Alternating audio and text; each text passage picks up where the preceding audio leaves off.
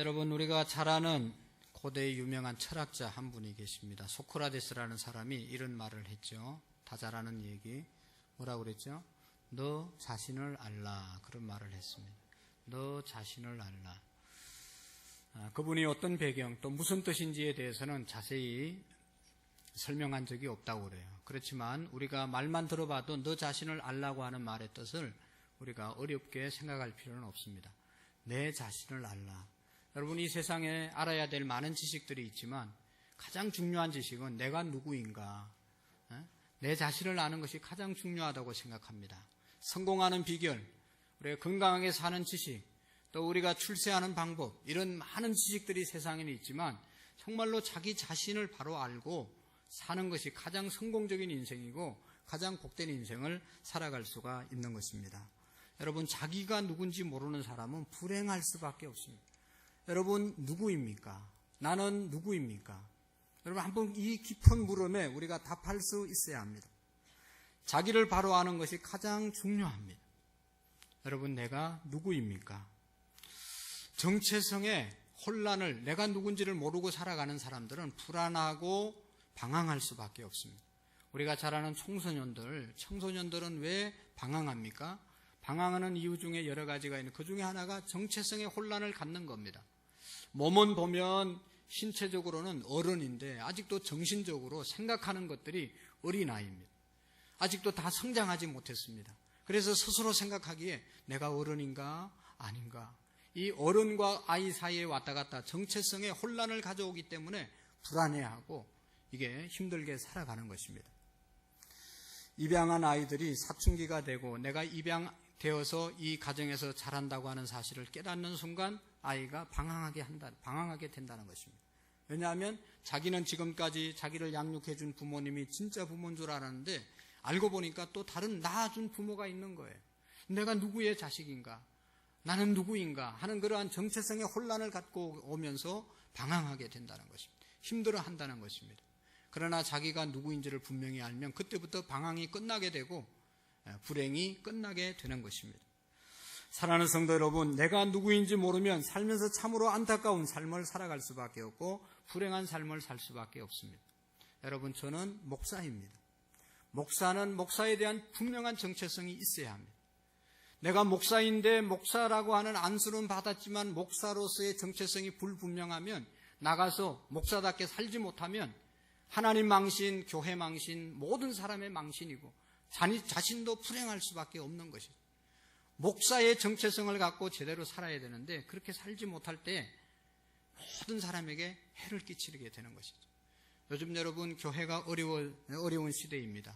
그래서 목회를 하다가 정말로 어려워서 직장을 다니지 않으면 안 되는 그런 형편에 있는 목사님들이 많습니다. 그래서 목회도 하고 직장도 다니고 목회도 하고 이렇게 하시는 분들이 많이 계세요. 그리고 또 이제 목회를 하다가 몸이 약해지고 질병에 들어서 목회를 그만두고 쉬고 있는 목사님들 많이 있습니다. 만나보면 그들의 고민이 이겁니다. 내가 목사 맞는가? 아니, 목사가 이렇게 해서 있어도 되는 것인가? 내가 직장에 가면 직장인이고 교회 오면 목사라고 부르는데 내가 정말로 목사인가? 아니면 이걸 그만둬야 되나? 언제 그만둬야 되나? 어떤 것을 선택해야 되냐? 이게 자기 정체성의 혼란을 가져오게 되는 것입니다. 목회할 때는 목사인 것을 자기 스스로 이렇게 깨닫게 되었는데 목회를 그만두고 나니까, 몸이 아파서 그만두고 나니까 목사라고 부르기는 하지만 내가 목사 일을 하지 않으니까 이게 정체성이 혼란스러운 거예요. 그러니까 늘 힘든 삶을 사는 것입니다. 그러나 여러분, 정체성이 분명하면 그런 고민, 갈등을 할 필요가 없는 것이죠. 사랑하는 성도 여러분, 여러분은 누구입니까? 가정에서는 누구입니까? 아버지들은 아버지의 정체성이 분명합니까? 어머니들은 가정에서 내가 어머니라고 하는 정체성이 분명합니까? 남편들은 남편이라고 하는 정체성이 분명합니까? 아내는 내가 아내라고 하는 정체성이 분명하십니까? 결혼을 했는데도 아직도 내가 남편 되었다, 내가 아내 되었다, 이 정체성이 분명하지 않아서 총각 때처럼 살고 아가씨 때처럼 살면 이 가정이 어떻게 되겠습니까? 아니, 심지어 아이를 낳았는데, 자식을 낳았는데도 내가 어머니가 되었는데도 어머니의 정체성이 없고 내가 아버지가 되었는데, 아빠가 되었는데 아빠의 정체성이 없이 살아간다면 그 가정이 얼마나 불행하겠습니까? 여러분, 정체성은 너무나 중요한 것입니다. 오늘 우리가 예수 그리스도를 나의 구주로 영접하면 예수 믿는 사람들은 하나님이 주시는 신분, 하나님이 주시는 정체성을 가져야 됩니다. 정말로 예수 그리스도를 나의 구주로 영접했으면 내가 어떤 존재인지를 알고 그 존재답게 우리가 살아가야 되는 것이죠. 오늘 성경은 말씀하고 있습니다. 여러분, 오늘 성경은 베드로 전후서는 예수님의 수제자 베드로가 쓴 내용이잖아요. 이 베드로가 언제 썼는가 하면 AD 한 64년경 로마의 황제 중에 네로라고 하는 황제가 있었는데 이 황제가 기독교를 가장 심하게 핍박을 했습니다. 로마 시내에 불을 질러놓고 그 불 질른 사람들이 기독교인이라고 모함을 해가지고 기독교인들을 다 죽이는데 그냥 아주 강력한 핍박이 있었습니다. 물론 그전에도 핍박이 있었고 그 위에도 핍박이 있었고 황제들뿐만 아니라 같은 유대인들까지도 예수 믿는 사람들을 핍박했습니다. 예루살렘 교회, 처음 교회였는데 이 예루살렘 교회에 핍박이 일어나니까 예루살렘에 살던 교인들이 다 흩어졌습니다. 여러 곳에 흩어졌습니다. 그러면서 예수님을 믿게 되었습니다. 그래서 흩어져 있는 고난 때문에, 핍박 때문에, 어려움 때문에 흩어져 있는 그리스도인들에게 이 편지를 쓴 겁니다. 이 성경 말씀을 주신 거예요. 그 근거가 바로 베드로전서 1장 1절에 보면 이렇게 사도 베드로가 시작하고 있습니다. 예수 그리스도의 사도 베드로는 베드로가 쓴 거죠. 기록자가 저자가 베드로입니다. 베드로는 수신자를 말합니다. 본도, 갈라디아, 가파도기아, 아시아와 비두니아 흩어져 나그네에게 썼다. 그렇게 말씀했습니다. 그러니까 이 베드로가 예수님 믿는 것 때문에 핍박을 받아서 가파도기아, 갈라디아, 아시아, 본도 여러 곳으로, 비두니아 여러 곳으로 흩어졌어요. 그곳에 있는 그리스도인들에게 하나님의 말씀을 전한 것이 바로 이 베드로 전후서입니다. 그래서 지난주에 이어서 이 베드로 전후서는 성경 이 내용을 분리하는 그 일반 서신, 공동 서신이라고 이야기합니다. 그래서 여기 여러 곳에 있는 또 나그네들에게 쓴 모든 사람에게 준 편지의 내용이 바로 이 베드로 전후서이기 때문에 일반 서신, 공동 서신이라고 그렇게 이야기를 합니다. 어쨌든 여러분, 핍박 때문에 흩어져 있는, 그래서 고생하고 있는, 힘들어하고 있는 그리스도인의 정체성에 대해서 흔들리고 있는 사람들에게 주신 말씀이 이 베드로 전후서입니다.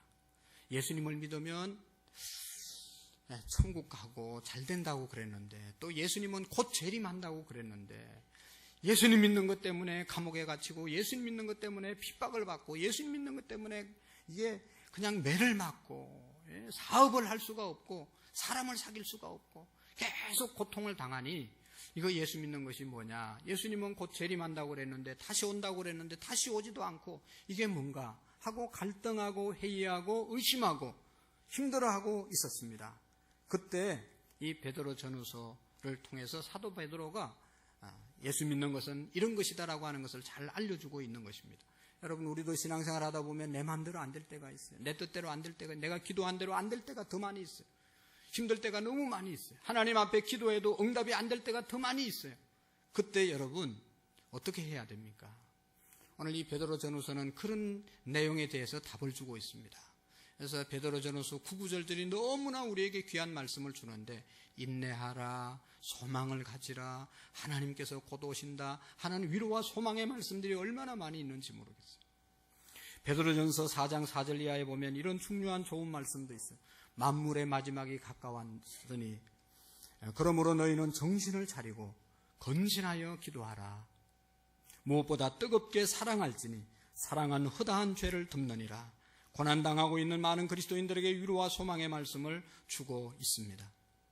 사랑하는 성도 여러분, 핍박당하는 그리스도인들에게, 정체성이 흔들리고 있는 그리스도인들에게 그리스도인은 어떤 존재인가, 그리스도인의 정체성은 무엇인가를 오늘 성경은 말씀하고 있는 것입니다. 여러분, 우리가 예수님을 믿으면서 꼭 예수 믿는다는 것은 이런 존재가 되었다는 것을 꼭 우리가 기억할 수 있기를 바랍니다. 여러분, 첫 번째 뭐라고 그랬어요? 그리스도인은 하나님의 택하신 족속이다. 할렐루야. 하나님께서 택하신 족속이 저와 여러분들입니다. 이 땅 가운데 수많은 족속들이 있지만 수많은 족속들 가운데 하나님께서 저와 여러분들을 택해서 하나님의 택한 족속 삼은 것, 이건 축복 중에 축복인 것입니다. 내가 하나님을 선택한 것이 아니라 하나님께서 강권적으로 우리를 선택하셨다는 것입니다. 여러분, 우리가 어떻게 하나님을 선택할 수 있겠어요?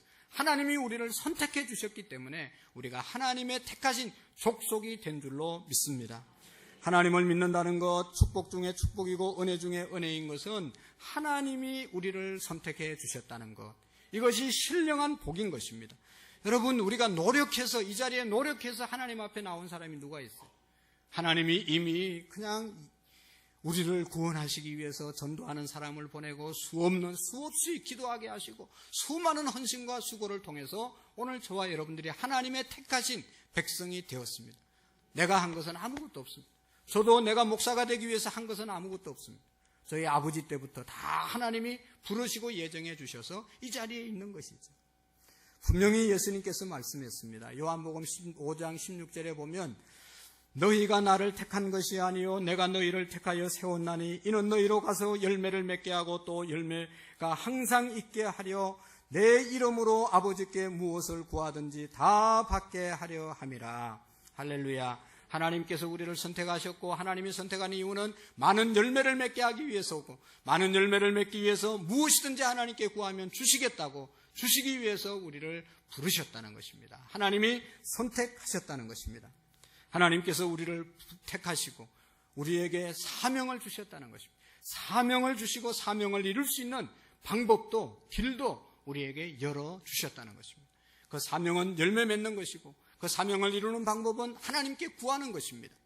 우리가 하나님께서 기뻐하는 열매, 기뻐하는 삶을 살기 위해서 끊임없이 하나님께 구하고 기도의 삶을 살 때 하나님께서 원하는 삶을 살아가게 될 줄로 믿습니다.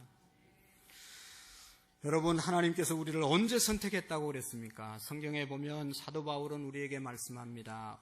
태중에 있을 때, 어머니 뱃속에 있을 때, 또한 창세전에 선택했다고 말씀하고 있습니다. 에베소서 1장 4절의 말씀에 보면 창세전에 그리스도 안에서 우리를 택하사 우리로 사랑 안에서 그 앞에 거룩하고 흠이 없게 하시려고 그 기쁘신 뜻대로 우리를 예정하사 예수 그리스도로 말미암아 아들이 되게 하셨느니라.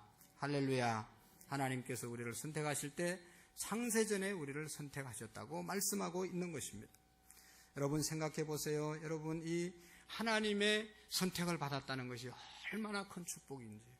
만약에 여러분 우리 중에 지금 깡패 조직에게 선택이 돼서 그 집단 안에, 그 조직 안에 들어있다면 얼마나 불행하겠어요. 우리가 아무리 열심히 그 한 번 들어가면 나올 수도 없고 그것을 벗어나려고 해도 벗어날 수, 그 하는 모든 일들이, 가치 있는 일들이 뭐가 있습니까? 다 의미 없는 일들이지 않습니까? 그러나 하나님의 선택을 받고 하나님께서 원하시는 삶을 살면 너무너무 행복하고 너무너무 가치 있는 삶을 살아가게 되는 것이죠. 여러분, 이 말씀을 기억하십시오. 하나님께서 선택하셔서 어떻게 하려고 선택하셨냐? 이사야서 41장 9절 말씀에 보면 내가 땅끝에서부터 너를 붙들며 땅 모퉁이에서부터 너를 부르고 내가 내게 이르기를 너는 나의 종이라 내가 너를 택하고 싫어하여 버리지 아니하였노라. 두려워하지 말라. 내가 너와 함께함이라. 놀라지 말라. 나는 내 하나님이 됨이니라. 내가 너를 굳세게 하리라. 참으로 너를 도와주리라. 참으로 나의 의로운 오른손으로 너를 붙들리라. 할렐루야. 하나님께서 우리를 선택하신 이유는 우리를 붙들기 위해서, 우리를 도와주기 위해서, 우리와 함께 하시기 위해서 우리를 부르셨다는 것입니다. 여러분, 하나님의 선택을 받은 것이 왜 축복이냐? 하나님이 선택한 사람은 함께 해주시고 그를 도와주시고 그를 밀어주시겠다고 말씀하고 있고 그렇게 지금도 역사하고 있기 때문에 하나님의 선택을 받은 것이 축복인 것입니다. 우리를 돕고 있는 분, 우리를 선택하신 분, 우리와 함께 하시는 분은 우주 만물을 창조하시고 지금도 주관하시고 역사하시는 그 하나님이심을 믿으시기를 바랍니다. 여러분, 한 해 동안 믿어야 될 말씀이 많고 붙잡아야 될 말씀이 많지만 내가 하나님의 택하신 족속이 되었으니 하나님께서 우리를 붙잡아 주시고 하나님은 우리와 함께 하시고 하나님이 우리를 도와주신다는 이 말씀을 1년 내내 평생 붙잡고 믿고 살아갈 수 있기를 바랍니다. 여러분, 몸이 좀 안 좋아서 병원에 갑니다. 암 수치가 너무 많이 올라갔어요. 암 걸렸습니다. 그러면 얼굴이 하얘집니다. 어떻게 해야 되냐 막 당황합니다. 또 이제 3개월밖에 살 수 없습니다. 그러면 그 자리에서 거의 죽어 나와요. 그냥 사람들이. 아직도 한참 살 수 있는데 의사의 말을 아주 잘 믿는 거죠. 할렐루야. 의사의 말을 얼마나 잘 믿는지 몰라요. 그래서 내가 이렇게 암 걸릴 일이 없는데 암이 걸렸다니, 아니 3개월밖에 못 산다니, 의사의 말이 의심이 나서 서울 큰 병원에 가서 조직 검사를 다시 했어요. 그 의사는 아무 이상이 없대요. 할렐루야 하면서 또 나오는 거예요. 어떤 말을 듣느냐에 따라서 지옥 갔다가 죽었다가 살아나는 거예요. 여러분, 정말로 세상에 많은 정보들을 우리가 믿고 신뢰해야 되지만 그 중에 가장 믿고 신뢰하고 붙잡아야 될 그것은 믿음인데, 그 믿음이 뭔가 하면 하나님의 이 말씀을 붙잡는 것입니다. 믿는 것입니다. 하나님께서 도와주시고 붙들어주시고 함께해 주실 것을 믿으시기를 바랍니다. 왜냐하면 그러기 위해서 우리를 택하셨다고 그랬죠. 그 다음에 또 한 가지는 하나님께서 우리에게 어떤 존재라고 말하는가 하면 너희들은 왕같은 제사장이라고 말씀하고 있습니다. 오늘 저와 여러분들을 왕이라고 하나님이 우리에게 왕권을 주셨다고 말하고 있어요. 이 사실을 우리가 믿어야 됩니다. 우리 모두는 하나님의 왕권을, 하나님이 다스릴 그 왕권을 하나님이 직접 다스리지 않고 저와 여러분들에게 주셨다는 겁니다. 우리의 가정을 다스리되 하나님이 우리의 가정을 다스리는 게 아니고 가장을 통해서, 어른을 통해서 우리의 가정을 다스리게 우리에게 위임해 주신 것입니다. 우리 교회를 하나님이 다스리는 것이 아니라 하나님이 사람들을 통해서, 하나님이 권위를 부어주신 사람들을 통해서 다스리고 관리하시는 것. 하나님이 우리에게 왕권을 주신 겁니다. 통치권, 명령권, 다스릴 권한을 우리에게 주셨음을 믿으시기를 바랍니다. 여러분, 이거 믿으면 엄청난 역사가 일어나는 거예요. 엄청난 축복을 받는 거예요. 여러분 보세요. 하나님께서 우리 인간을 만드실 때, 우주 만물을 만드실 때 창세기 1장부터 2장 내용에 보면 천지창조에 대한 얘기가 나오잖아요. 엿새 동안 말씀으로 천지를 다 창조하시고 마지막 엿새째 하나님께서 인간을, 저와 여러분들 사람을 창조하시는데 어떻게 창조했습니까? 1장 26절 28절의 말씀에 보면 이렇게 말씀하고 있습니다. 하나님이 이르시되 우리의 형상을 따라 우리의 모양대로 우리가 사람을 만들고 그들로 바다의 물고기와 하늘의 새와 가축과 땅의 온 땅과 땅에 기는 모든 것을 다스리게 하자 하시고, 모든 것을 다스리게 하자 하시고, 하나님이 자기 형상대로 사람을 창조하시되 남자와 여자를 창조하시고 하나님이 그들에게 이르시되 생육하고 번성하여 땅에 충만하라, 땅을 정복하라, 바다의 물고기와 하늘의 새와 땅에 움직이는 모든 생물을 다스리라 하시니라. 할렐루야. 하나님이 우리 인간을 만들 때 하늘에 있는 것 다스리고 땅에 있는 것 다스리고 물속에 살아가는 모든 것들도 다스릴 수 있는 다스림의 권세를 주셨습니다. 두 가지를 주셨는데요. 하나는 생육하고 번성하고 충만하라고 그랬어요. 생육, 번성, 충만, 씨의 축복. 우리의 씨가 점점 왕성해지고 우리의 후손들이 점점 많아지고, 우리의 하시는 사업장이 날마다 좋아지고 우리가 직장에서 직위가 올라가고 우리의 모든 환경이 좋아지는 것, 하나님의 축복 약속인 것입니다. 여러분, 우리가 예수님을 믿으면서 점점 생육, 번성, 충만해야 되는 것입니다. 이건 어느 곳에서든지 우리의 자손도, 우리의 기업도, 우리의 삶도 생육, 번성, 충만하도록 하나님이 우리에게 축복하셨습니다. 예수님을 믿으면서 가난하게 살 수도 있지만 가난하게 하나님이 사는 것은 하나님의 뜻이라고 말할 수 없습니다. 하나님께서는 생육하고 번성하고 충만하라고 씨의 축복을 주시고, 또 한 가지 축복은 아까 얘기했던 것들은 다스리고 정복하고 관리하라고 말씀하고 있습니다. 하늘의 것 다스리고 땅의 것 다스리고 바닷속에 있는 것까지도 다스리라고 말씀하고 있습니다. 왕권을 우리에게 주신 것입니다. 여러분, 우리가 어떻게 이 왕권을 활용할 수 있습니까? 예수 그리스도를 나의 구주로 영접하면 하나님께서 우리에게 예수 이름의 권세를 주셨잖아요. 예수 이름의 권능으로 우리가 이 세상을 다스릴 수 있는 권세를 하나님이 예수의 이름에 주셨습니다. 그래서 우리가 예수의 이름으로 선포하고 예수님의 이름으로 왕권을 누리시기를 바랍니다. 우리는 물질을 다스려야 합니다. 내 마음대로 물질을 잘 관리하고 물질 얻을 수 있는 능력을 우리가 갖고 물질 때문에 노예가 되는 것이 아니라 물질의 주인으로 살아갈 수 있어야 합니다. 죄악을 다스리고 죄악의 노예가 되어서는 안 되고 죄를 다스리고 죄악을 떠나가라고 예수님의 이름으로 선포하고 죄를 지배하며 사셔야 됩니다. 우리를 불행으로 몰고 가는 쾌락과 게으름과 불평하는 마음, 잘못된 모든 마음들 예수의 이름으로 정복하고 관리하고 다스릴 수 있는 그런 왕권을 우리에게 주셨습니다. 공연히 거기에 우리가 굴복돼서 원망하고 불평하고 힘들어하고 그것은 하나님이 주신 왕권을 우리가 활용하지 못하는 어리석은 믿음의 삶입니다. 여러분, 예수님을 믿으면 안 믿는 사람과 다른 점이 뭐가 있어야 될 거 아니겠어요? 당당한 게 뭐가 있어야 될 거 아니에요? 하나님이 주신 왕권이 있다는 거예요. 예수님의 이름의 권세를 우리에게 주셨다는 겁니다. 예수님의 이름으로 질병도 떠나가게 외치시고 예수님의 이름으로 사탄 마귀가 역사하는 모든 것들도 우리가 다스리시기를 바랍니다. 세상적인 욕심도 다스리고 시기와 질투하는 마음들, 분열의 영들, 싸움의 영들 다 예수의 이름으로 우리가 정복할 수 있습니다. 질병을 다스려야 됩니다. 우리를 무기력하게 하고 아프게 하고 연약하게 하고 날마다 무기력증에 사로잡혀 살게 만드는 그런 것들 예수의 이름으로 여러분 정복하고 선포하고 승리할 수 있기를 축원합니다. 우리에겐 그런 왕권이 주어져 있습니다.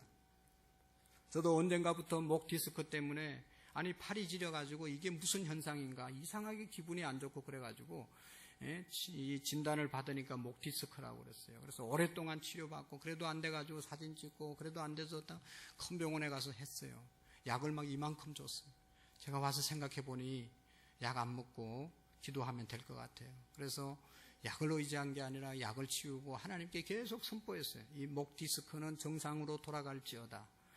모든 목 주변의 근육들은 세포들은 정상을 찾을지어다. 새벽마다 기도했어요. 그런데 며칠 안 돼가지고 어느 순간부터 아무런 정상이 아픔의 정상이 없는 거예요. 여러분 이런 것들 한두 번 경험하는 거 아니잖아요. 하나님이 우리에게 무엇을 주셨다고요? 왕권을 주셨습니다. 왕은 다스리고 여러분 명령할 수 있는 그런 권세가 왕에게 있는 거예요. 병이 나면 여러분 명령하여 다스리시기를 바랍니다. 여러분 사탄이 우리를 주장하지 못하도록 사탄의 역사를 묶으시기를 바랍니다. 사탄을 예수의 이름으로 내어 쫓는 명령의 삶을 사시기를 바랍니다. 여러분 가정이 사탄의 역사하면 부부싸움을 하는 거예요. 여러분 왜 부부싸움을 합니까? 결혼할 때 그렇게 사랑하고 좋아서 죽고 못 살고 그러면서 결혼했는데 결혼한 지 얼마 안 돼가지고 왜 그렇게 싸우는 거예요? 결혼 생활이 왜 그렇게 힘든 겁니까? 그것은 사탄의 역사입니다. 사탄은 싸움의 영이고 분열의 영이고 우리를 망하게 하는 영이 사탄의 영입니다. 성령님이 역사하고 하나님이 역사하면 그 가정은 싸울 일이 없어요. 그 사업은 싸울 일이 없어요. 그 교회는 싸울 일이 없어요. 하나님의 영은 평화의 영이고 사랑의 영이고 은혜, 화해, 축복의 영이기 때문에 그렇습니다. 그런데 사탄의 영은 우리를 멸망시키고 분열시키고 싸움하고 서로 물고 뜯게 만드는 것이 바로 사탄의 역사 아닙니까? 하나님이 이 사탄의 역사를 역사하면 안 되기 때문에 거기에 치면 안 되기 때문에 예수 믿는 사람들에게 예수의 이름에 능력을 주시고 그 능력을 왕권을 우리에게 주셔서 그걸 활용해서 그렇게 살지 말라고 그랬잖아요. 그래서 예수 믿는 사람들은 이 사탄에게 치면 안 되는 거잖아요. 싸움하고 분열하고 그래서 그냥 가정이 힘들어하고 예수 믿는 가정이 아니잖아요. 예수님을 믿는다면 그런 어려움이 와도 그런 미움과 시기와 싸움의 분열이 어떤 어려움이 와도 하나님이 주신 왕권을 가지고 선포하고 싸움, 미움, 분열의 영은 예수의 이름으로 떠나갈지어다. 묶을지어다. 그래서 우리가 싸움하면 안 되는 거예요. 사탄은 날마다 싸우게만 특별히 토요일 날 저녁에 여러분 싸움을 일으키고 토요일 날 저녁에 늦게까지 텔레비 보게 하고 토요일 날 하여튼 일을 만들어 가지고 주일 날 올 때 비몽사몽간에 나오게 하고 날마다 주일날 그냥 힘들게 교회 오게 만들고 그래도 오면 얼마나 감사해요. 사탄은 못 나가게 하는 거예요. 가면 은혜 받고 오니까 못 나가게 해서 그냥 사탄이 지배하려고 하는데 그것을 이길 수 있는 권세가 예수 이름에 있다는 것을 믿으시기를 바랍니다. 하나님은 그런 권세를 우리에게 주셨습니다. 그리고 또 하나님께서는 우리는 제사장이라고 말하고 있습니다. 여러분 제사장은 뭐 하는 사람이에요? 제사를 집도하는 사람입니다. 여러분, 옛날 유대 사람들은 죄를 지면요, 그 죄값을 반드시 받아서 하나님께서 벌을 내리셔서 살 수 없다고 생각했어요. 그래서 하나님께 벌 받지 않기 위해서 제물을 하나님께 가져왔어요. 그래서 그 제물을 하나님께 죽여서 드리고, 내가 죽어야 되지만 하나님이 이 제물 받으시고 나를 살려주십시오, 나를 용서해 주십시오.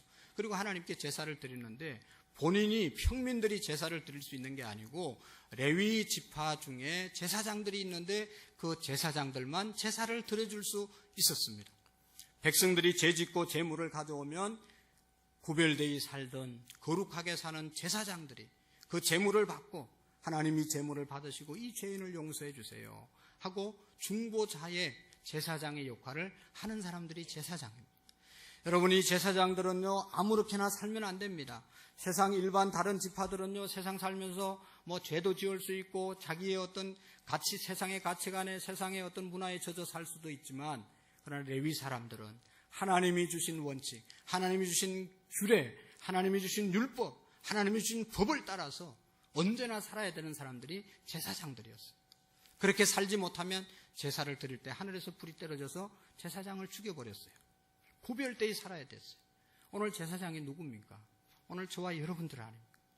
우리는 세상에 있는 사람들, 하나님 알지 못하는 죄짓고 살아가는 사람들을 주님 앞으로 인도해서 하나님 이들의 죄를 용서해 주시고, 지옥 갈 영혼들 하나님 예수 그리스도의 보혈로 속량해 주시고 저들을 구원해 주십시오 라고 기도해야 될 사람들이 제사장 같은, 왕 같은 제사장으로 선택받은 저와 여러분들이 해야 할 일인 것입니다. 그리고 여기 보면 거룩한 나라로 우리를 부르셨다고 그랬어요. 여러분, 거룩한 나라, 악한 세상에 뒤섞여 사는 게 아니라 세상 가운데 구별되이 살아가는 그러한 사람들이 거룩한 나라의 백성들입니다. 우리는 하나님의 성령을 쫓아 거룩하게 하나님을 섬기도록 구별된 나라들입니다. 하나님의 일을 위해서 특별히 구별된 하나님의 백성들입니다. 사랑하는 성도 여러분, 우리는 본래 죄의 종이었지 않습니까? 예수 그리스도의 대속의 은총으로 말미암아 그 죄에서 우리가 용서함을 받은 겁니다. 저 십자가에서 예수님께서 죽으심으로 얼마나 십자가에서 여러분 고통스럽게 죽은가 아시잖아요. 저 십자가에서 다 피가 빠지고 물이 빠지고 그래서 몸이 처져서 돌아가셨잖아요. 얼마나 힘들게 왜 그렇게 힘들게 죽었습니까? 우리가 죄로부터 자유함을 얻는 것이 그만큼 힘든다는 것이죠. 죄값을 지불하는 것이 너무너무 힘든다는 것이죠. 예수님께서 힘든 대속의 죽음을 죽으시고 우리를 하나님의 자녀로 삼아주셨기 때문에 우리는 거룩한 나라가 되었다는 것입니다. 그래서 우리는 거룩한 백성답게, 거룩한 나라답게 말하고, 거룩한 나라답게 생각하고, 거룩한 나라답게 행동, 구별이 있어야 될 줄로 믿습니다. 거룩이라는 말은 구별된다는 말이잖아요. 우리는 이 세상에서 거주하고 있지만 세상의 속에 빠지면 안 되잖아요. 여러분, 우리가 세상 속으로 들어가야 하지만 세상에 완전히 흡수돼서는 안 되는 겁니다. 우리가 세상과 접촉하여 살되 세상 방식을 철저하게 거부하고 하나님이 주신 방식대로 우리가 살아야 되는 것이죠. 여러분, 그런 얘기 하잖아요. 우리가 이 배가 물 없으면 배가 의미가 없는 것이죠. 활용할 수가 없죠. 배는 항상 물과 함께 있어야 됩니다. 그러나 이 배가 물에 떠 있으려면 물이 배 안으로 들어오면 안 되잖아요. 오늘 우리가 세상을 떠나서는 살 수가 없습니다. 우리가 세상으로 또 나가야 되는 겁니다. 그러나 세상의 것이 우리의 속으로 들어오면 안 되는 겁니다. 하나님이 주신 원칙으로 우리가 지켜나가면서 사는 것이 거룩한 나라로 부름받은 자의 삶이 되는 것입니다. 여러분, 교회가 아무리 어려워도 교회는 하나님의 방법대로 기도와 말씀으로 깨어있고 진리의 기둥의 틀을 유지하기 위해서 몸부림치는 것이 바로 교회가 되어져야 되는 것입니다. 어렵다고 세상적인 방법으로, 어렵다고 세상적인 가치로, 어렵다고 세상적인 방법으로 교회를 운영하면 그 교회는 순식간에 무너지는 거예요. 성도의 가정, 우리 개인이 마찬가지입니다. 여러분, 우리는 거룩한 나라들입니다. 우리 교회, 우리 교단 표어가 거룩한 교회 다시 세상 속으로 거룩해져서 나가서 더러워진 세상을, 우리가 오염된 세상을 변화시켜야 되는 것입니다. 우리는 이 시대의 문화로부터 구별된 삶을 살아야 됩니다. 거룩함은 구별됨인 동시에 하나님께 집중할 때 우리가 거룩한 삶을 살아갈 수가 있습니다. 내가 거룩하게 살아야지 마음으로 되는 게 아니고 하나님께 집중하고 하나님을 바라보고 하나님께 나갈 때 우리가 거룩한 삶을 살아갈 수 있지 않겠습니까? 여러분 보세요. 여러분 오늘도 우리가 예배 드리고 가면 뭐 별거 아닌 것 같지만 별거 아닌 게 아니잖아요. 52주 예배를 다 드려보세요. 말씀으로 잘 예배 드려보세요. 52주 오후 예배를 다 드려보세요. 새벽기도 드려보세요. 수요 예배 드려보세요. 그러면 엄청나게 우리의 삶이 구별되고 거룩한 삶을 살아가게 되는 것입니다. 여러분 우리가 친구들, 세상 친구들과 함께 교회 안 다니고 어울릴 때 뭐 다 그렇게 대화가 잘 통했어요. 그런데 1년 교회 다니고 2년 예수 믿고 3년 예수 믿고 어느 날 만나면 얼마나 장벽이 있지 않습니까? 우리는 거룩해지는 겁니다. 점점 하나님께 집중하고 하나님께 예배를 드릴 때 우리의 삶이 거룩해지는 줄로 믿습니다. 오늘 우리는 거룩한 나라를 이루기 위해서 죄와 싸우되 성령과 말씀과 예수 그리스도의 보혈의 능력으로 우리가 무장하여 나가서 승리해야 되는 것입니다. 이사야는 자기의 거룩한 모습을 보고 자기의 죄를 깨닫게 되었어요. 선지자 생활을 했는데 하나님 앞에 하나님을 딱 만나니까 자기 입술이 얼마나 부정한지를 깨닫게 되었습니다. 그래서 이사야서에서 말씀하잖아요. 주님, 나는 화로다. 나여 망하게 되었도다. 나의 입술이 부정한 사람이요 나는 입술이 부정한 백성 중에 거주하면서 만군의 여호와이신 왕을 배웠음이니라. 하나님 앞에 거룩한 옷을 입고 하나님의 영광을 위하여 살아갈 수 있기를 원합니다. 우리는 세상에서 구별된 하나님의 백성답게 우리의 삶의 모든 영역에서 거룩한 나라로 나아가야 될 줄로 믿습니다. 그리고 또 한 가지는 우리가 정말로 오늘 성경에 보면 우리 그리스도인들은 성도들은 어떤 정체성을 가져야 되는가 하면 여기 하나님의 소유된 백성이다. 우리는 하나님의 소유된 백성이다. 세상의 백성이 아니고 하나님의 소유된 백성이다. 예수님의 보혈로 값을 지불하고 우리를 주님의 소유된 백성으로 하나님이 삼아 주셨습니다. 우리가 예수 믿기 전에는 마귀의 소유가 되었고 죄짓고 불의를 행하며 방탕한 삶을 살았습니다. 그러나 예수님을 믿음으로 그의 피의 공로로 마귀에게서부터 해방을 받아 하나님의 소유가 되었습니다. 여러분 하나님의 소유물이 되었다는 것 얼마나 귀중한지. 여러분 내 소유물은요 내 것은 내가 철저하게 챙깁니다. 쓰다가 고장나면 다시 가서 고쳐서 쓰는 겁니다. 누가 건드리지 못하는 겁니다. 잃어버리면 다시 또 찾으려고 애를 쓰는 겁니다. 내 것은 내가 철저하게, 내 가족은 내가 철저하게 지키려고 애를 쓰는 것입니다. 하나님의 소유된 백성이라는 것은 하나님의 백성 되면 하나님이 철저하게 챙겨주시고 철저하게 보호해 주시고 철저하게 책임져 주시겠다고 하는 말씀인 것입니다. 여러분 이 컵이 별로 얼마나 비싼지 모르겠지만 이 가치는 이게 누가 만들었냐에 따라 결정되는 것 아니겠습니까? 아주 유명한 도자기를 만드는 사람이 이걸 만들었다면 여기 놔두면 여러분 금방 훔쳐갑니다. 금방 없어집니다. 비싸기 때문에.